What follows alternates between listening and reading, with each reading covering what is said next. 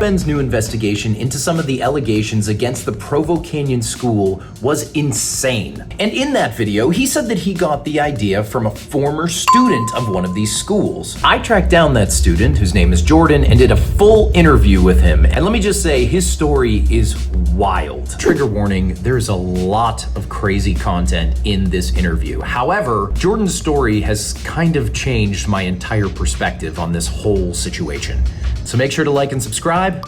Let's dive in. Yo, how's it going, man? Hanging in there.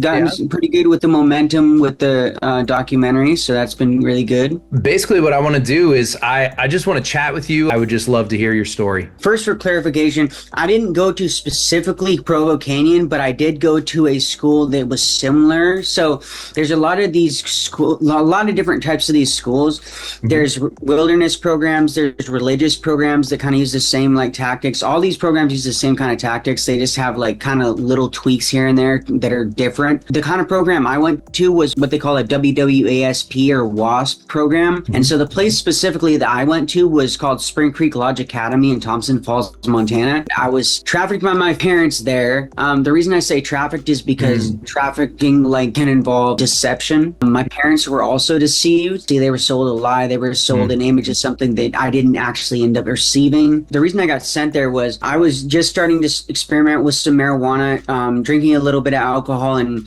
running away from home. I had some trauma earlier in my life. I didn't really exactly feel fully safe at home, to be completely honest with you. I love my parents. They did a really good job, but I kind of felt like they didn't protect me in the way that I expected them to. There was that. There was just wanting to be rebellious and stuff like that. Of course. But nothing outside of like a regular teenager would be doing or experience. And so I had been out with friends the night before, and I'd kind of just been partying a little bit. So I was kind of a little bit more tired. And I woke up in the morning. My parents were like, "Hey, we're going to check out the school. Like, get up, get dressed, all of this stuff." And so I got in the car, and I remember initially I thought it might be like a ski resort. At the bottom, there's like a lower level, what they call lower level facility, which is where they house the upper levels. So the place I went was points and levels. So you'd have to like work your way up the level system, but it wasn't just points and levels. You had to have the approval of your peers, and you had to have like nobody stand against leveling up in order to get these levels. So it's not like you could just, keep to yourself and just get points and whatnot and just kind of be quiet. And you had to really come out of your shell and like actually make friendships. And like, because if people didn't like you, they would just stand for you and be like, I don't see you showing up. I don't see you talking about your experience. I don't see you confronting your problems. And whatever, maybe I'm told to come into the like back room. They had a back room, and my parents and I walk in there and we sit down, and the person there, one of the first questions they asked me is like, do you know why you're here? And I said, no, not really. And they said, well, you're here essentially because your parents have decided they're going to send you here because you're disobeying them. You're a bad kid, essentially all of this kind of thing. I start crying, and I'm like, turn to my dad, and I'm like, please don't leave me here. Like, please don't leave me. Like, seriously, like I'll act better, like for real. Just give me one more chance. Like, Dad didn't even want me to go there in the first place. So this just like, so he looked at me in the eyes and he's like, son, he's like, this is going to be the hardest thing I've ever done, but I love you, but I have to do this. And my mom had kind of held like divorce over my dad's head, is what I found out later. Wow. And said like, we're sending him here. They ended up leaving. 2 upper levels came in and did my intake, and that's where they do like whole squat and cough, like they do the strip search, that whole thing. Any clothes they didn't approve because they had a uniform there. So like almost all the clothes I wasn't able to keep. I was able to keep socks and underwear and stuff like that, stuff that's basic. There's like 4 different lower level boys families, and I think there was like 2 or 3 maybe lower level girl families, and we were separated. The family I got into the first time was Honor, but there was Quest, Respect, and Genesis as well. And those were family names, and each individual family would have like 30 some kids from various backgrounds. Like you had kids in there with actual real drug addictions, kids in there that were actual like criminals, and then you had kids like me just not doing what their parents wanted. Less than 5 minutes when I first walk in, everybody's staring at me. It's kind of like the same kind of feeling as like when you get to prison or if you go to jail. What did you do and all this? And I was like still kind of like I didn't really know exactly why I was there. People asked me what my favorite kind of cigarette was, and then they made up a fake name of a pack of cigarettes. And I said, oh yeah, that one. And then So they were like, oh, so he's lying. So he's a liar. So you can't believe anything he says. So anything this guy says, like, don't believe anything he says. And then it was like mob mentality. They give you a manual, but like very rarely do the students even read the manual. And even if you read it, it's extremely hard to understand and wrap your head around because there's literally rules against everything. Like you look at a line, you get a rule infraction. If you spit without asking permission, you get a rule infraction. If you swear, you get a rule infraction. If you look at the girls, you get a rule infraction. If you look at the girls, like if you just turn and look at them, yes, if you look at them, that is considered category 4. There's 5 categories of consequences. Category 4, you lose all your points, you go straight to solitary confinement. Category 5, you lose all your points, you go straight to solitary confinement. You literally have to be 100% obedient. You have to just be like, I self-correct, you know, like I'm not going to argue, like I self-correct, you know. So there's so many rule infractions, and so it's so hard to wrap your head around. When I first got there, I lost my points almost instantly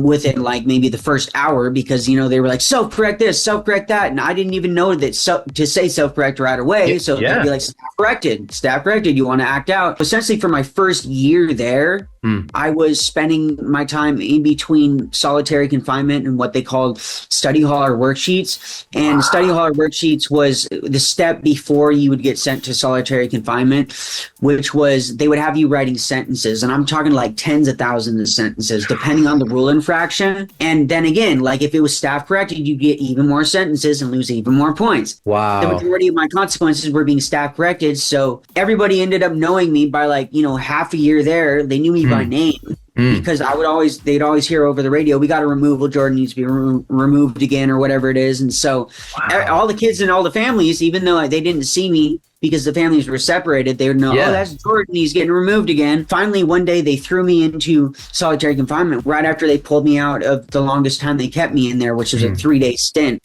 And I remember walking out of there and the sun hit my eyes and like I fell down, like because I wasn't used to the light. What did a typical day look like? They would wake us up, I want to say like 7 or 7:30. We would be woken up to, okay, everybody wake up. They would turn the lights on right away. You got 5 seconds to have your feet on the ground. They'd have us line up right away so we can do a head count, make sure everybody's accounted for in the morning. Right. Very military-esque. Then after that, we would go directly into a group workout where they would have us do circle push-ups, which if you don't know what those are, one person goes down and goes back up and holds that push-up. The next person goes down, goes back up, holds that push-up. You have to hold the push-up until we go all the way around the circle, all 30 people. If you fall down, then you have to start the count over and you have to do 150 of those. Dang. Every morning. And so if one person just wasn't holding their weight or wasn't really able to do push-ups, then you're going to be there for a while. I think we do workout and then we do hygiene and then we go to breakfast. Hot oatmeal for 5 days, Saturday cereal, Sunday breakfast burritos. So everybody looked forward to the Sunday breakfast burritos. Of course. Yeah. Like that was actually like a nutritious meal. Like the food wasn't the worst there. They actually had some kitchen staff that I feel genuinely cared about the kids and probably didn't want us in there, but probably needed the job. Yeah. And then after that, we would go to school. You would get handed a textbook, a little bit big, a little bit quote unquote better than what Provo was doing, if you want to say that. No teacher to actually teach you it, but at least you got a textbook, read each chapter, take a test on that chapter. And so we would be in school like 6 or 7 hours, I think, 2.5, 3 hours through. We'd go for lunch, go to dinner, and then after dinner we would go back to the cabin. For each individual family we'd have like a circle group, which would essentially be attack therapy again, but on like a more daily schedule where, Jordan, why are you like not talking to anybody? Why are you not being verbal this week? And then we would have 30 minutes of hygiene time and then 30 minutes reflections time, which would be like a time to journal or whatnot. But journaling was like very specific. Like you had to journal about specific things and they would like go through your journal. Like if you wrote music lyrics, it was considered in your image. That was your old self. You can't be reading those lyrics or writing those lyrics because it's bad. I mean, I can't think of anything more evil than music lyrics personally, but complaining about the program or trying to write a letter to your parents or something, like I would think that would be kind of off limits. They fully believed that if you were writing lyrics, reading lyrics or stuff like that, that it was going to brainwash you into that kind of behavior. For example, if you were listening to rap music, drug use and stuff like that, their fear was that you were going to start using drugs or like thinking about drugs or wanting to get high. You could write home to your parents, but if anything was in there about manipulation or anything about I'm being abused or I'm not being treated right, they would be like, rip it up and try again, you know? Very censored.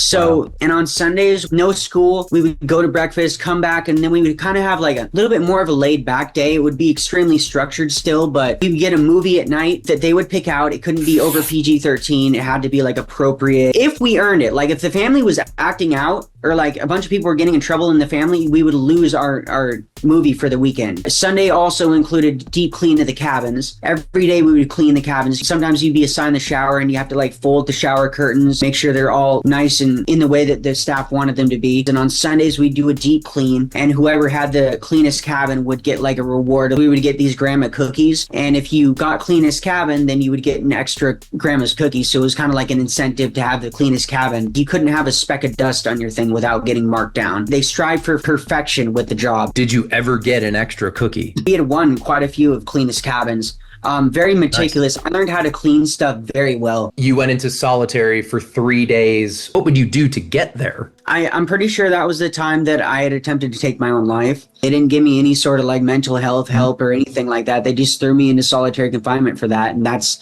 why I was kept in there for 3 days. If you were working your program and like you had gotten, say, up to level like 3 or 4, and there's 6 levels.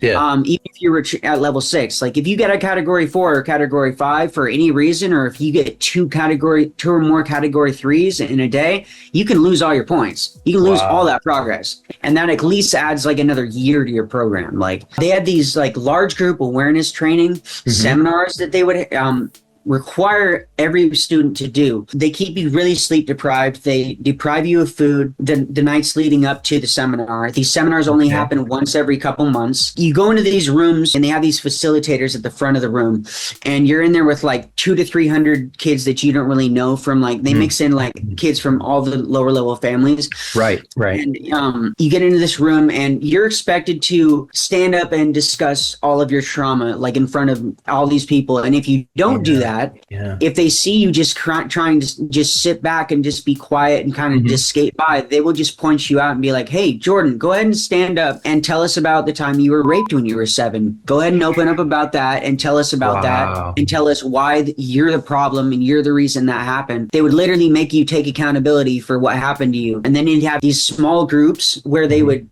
use attack therapy. You're a bad person. Like, you deserve that. Your parents didn't even want you. Like, they sent you here. Like, all the worst stuff that you can imagine, they just broke us, you know, they just break us down completely to break our will to fight. Then you'd have to do the parent-child 1, 2, and 3 seminars, which involved your parents. The first time you could potentially see your parents, probably a year in.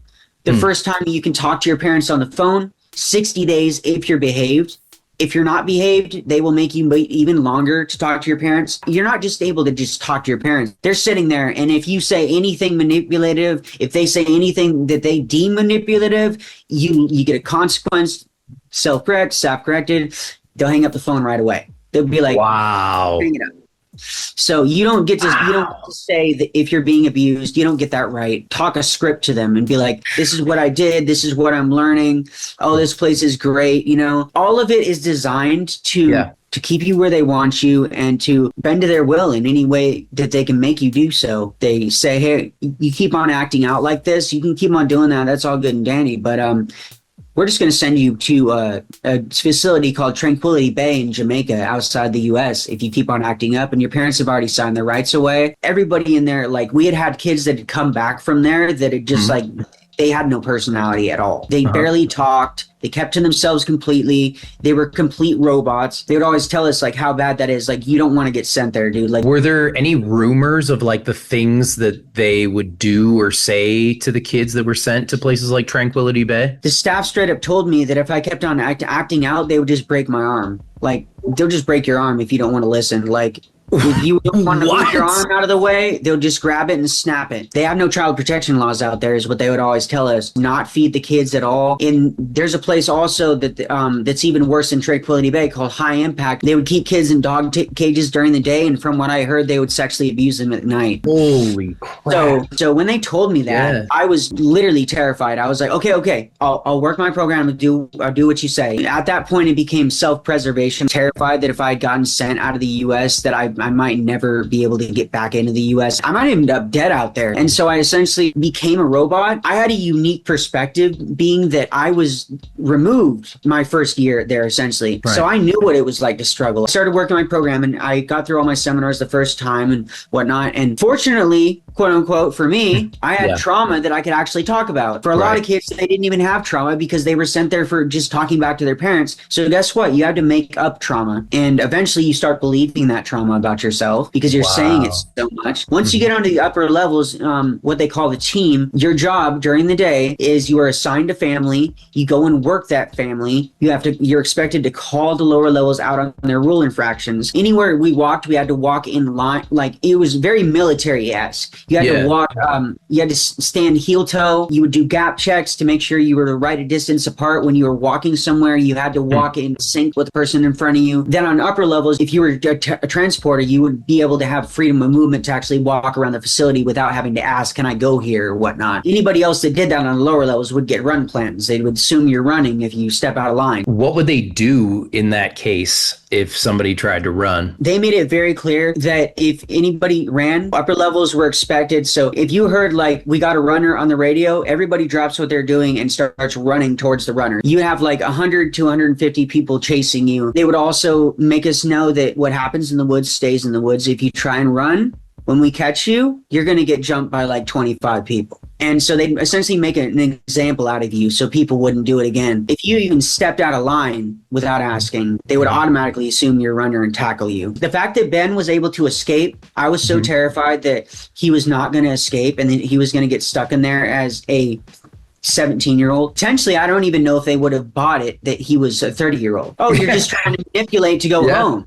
You're just trying to tell us what we want to hear. Like, of course you're a 30-year-old. Like, no way. They go to small towns in states where there's a lack of regulation, and they start up these schools, and then they employ like half or more of the town. The town is incentivized to keep that place open, regardless of how bad the abuse may be or any allegations that may come through. Because if that program pulls out of the town is going under. Yeah, too big to fail. That gets the control of the police, the sheriff. Almost all the people that live there are for the program. They are, if they see a kid that is ran into town, if the kid were to make it ever to town, we have uniforms, remember? So everybody in town is looking for you. The sheriff's looking for you. The program's looking for you. You're not going to get away. You're not going to get out of that town. I had a lot of empathy for the lower levels because I had been there for so long and I had been dropped so many times that I would notice when I worked the families, specific kids that would get targeted just because they didn't fit in, just because they weren't liked or whatever. And I kind of ended up taking those kids under my wing in a way. And on top of that, I would call people out on rules verbally.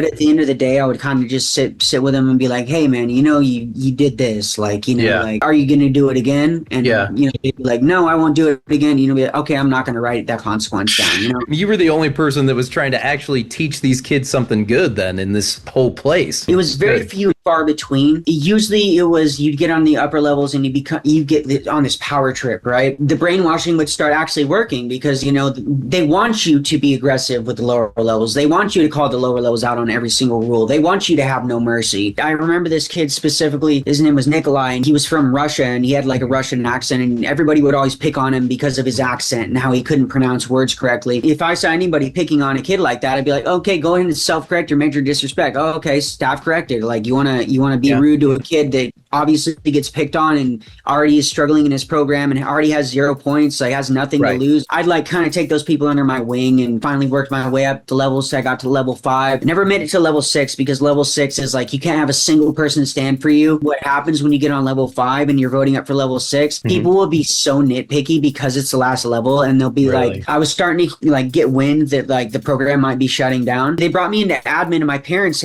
came up to do a surprise visit. That's when they told me that I was about to graduate. But your dad and I are getting a divorce, so I just want you to know that when you get home, we're not going to be together. I had found out that I was going to be the last person to graduate from there, and that the program was probably going to be shutting down after that. Like, they didn't tell almost anybody else, but I got to hear that because I was going to be graduating anyways. What's like some of the worst things that you saw? Something that happened right before I got there. There was a girl named Carly Newman who shouldn't have been in this program anyways. Very troubled stuck on lower levels, not able to really persevere and get up in the levels. Probably was a targeted kid, I would assume, ended up taking your own life in the bathroom. A lot of kids would get beat up by other students. So stuff like that definitely happened. There was kids that got beat up by other students. It happened to me a couple times. I got beat up by a couple students. A lot of grooming by the staff, just like weird, kind of, like getting too close to you, rubbing up on you in a weird way. Obviously, the malnourishment, the sleep deprivation. There was one kid that had also attempted to ran and stolen an UPS truck when the UPS truck drove in, and they were walking in to bring the packages in. And one of the kids broke out of line, booked it down to the UPS truck, stole the UPS truck, drove over 3 state lines, got back home, and their parents sent him right back to the program. Literally. Her parents sent him right back. So all of that for nothing. And when he got back, he was level 1, 0 points and in solitary for like a week and a half. Those are some of the reasons also my program ended up getting shut down. There was actually 352 different plaintiffs just for Spring Creek Lodge. Maybe that could be like possibly another stream we could do. We could go over like the reasons why my program got shut down. Yeah. And we could actually go over like the documents, because I think that would be interesting for a lot of people. Like you were saying, these places pop up everywhere. They move into small towns. They move into places that are at least perceived to be vulnerable, and then ingrain themselves in it so they're too big to fail, and then everyone's trapped, right? And I think that is a fascinating story that goes way beyond Provo Canyon or anything like that. Provo Canyon's just an example. I went to the flagship location, and it's actually inside of a gated, rich neighborhood. I'm driving around looking for the facility, but it's in this like really ritzy, like rich neighborhood with these huge houses, which I find super interesting. Who has this crazy abusive facility in their neighborhood? I don't know if like the CEO lives in that neighborhood or what the deal is here, but that neighborhood is gated. Like, those houses are easily, like you can see back behind me, there are multi-million-dollar houses in this neighborhood. And there's just a straight up gate that you can't really get through, if you can see that. And everybody in that neighborhood is on the lookout for the kids running and whatnot. They're all paid off. Yeah. Right? How could they not be? When I got out, I wanted to be numb. I did not want to try anymore. People truly really can't get it unless they were there and experienced it firsthand. They can understand it to a degree, but everybody that I would try and tell about this place, like, but they'd be like, oh, well, you must have done something to get sent there, right? You must have been a bad kid. Like, you must just be exaggerating. Like, you have to be exaggerating. How could something like this actually be happening in the United States? It's like, it doesn't just happen in the United States either. This is like a worldwide thing. Arguably, the places outside the U.S. are even worse, because there's less child protection laws and stuff like that. I jumped heavy into hard drugs. I got heavy into hard drug addiction. I spent a decade homeless and strung out on meth and heroin. I became an intravenous drug user for a lot of that time. It's a miracle I'm even still alive right now. Statistically, I should not be here. It's one of the reasons I chose to do the activism that I have been doing. When I got sober, I kind of knew there was these survivor spaces before, but I didn't know how big the community was. And when I stumbled into it, I started seeing like, oh, people are actually talking about all their experiences, and I'm not as alone as I thought I was. There's a bunch of different kind of programs though. Like, what if I created a podcast that encompassed all the different kinds of programs, like religious, wilderness, WASP programs, foster care placements, like essentially any sort of institutionalized abuse. And so I opened the podcast, and that was over 4 years ago. And in that time, I've interviewed over 215 people from various different programs. I've heard some of the craziest shit that you could imagine. It validates the inner child within myself. I always wish somebody would come in and like be undercover. I was always hoping that somebody was they're undercover, like taking photos, and they were going to go to the police and like get the FBI involved or something and like rescue us and like come save us. Like, because I'm here, I'm going to keep on fighting for people that are vulnerable and voiceless and that don't have the option to talk about what they're going through. And to get in, so that kind of leads into how I got in touch with Reckless Ben. It was right after the Bricks and Minifigs doc. I had noticed that he was in Utah. And so I decided to reach out to him. I wasn't really expecting him to even get back to me because I'll not lie to you. I've reached out to 200 plus people, right? Influencers, all different kinds of people. And the majority of people don't even get back to me, right? Which I can understand. It sounds unbelievable. I went to one of these schools. Like, if you could cover this, it would really mean a lot to me.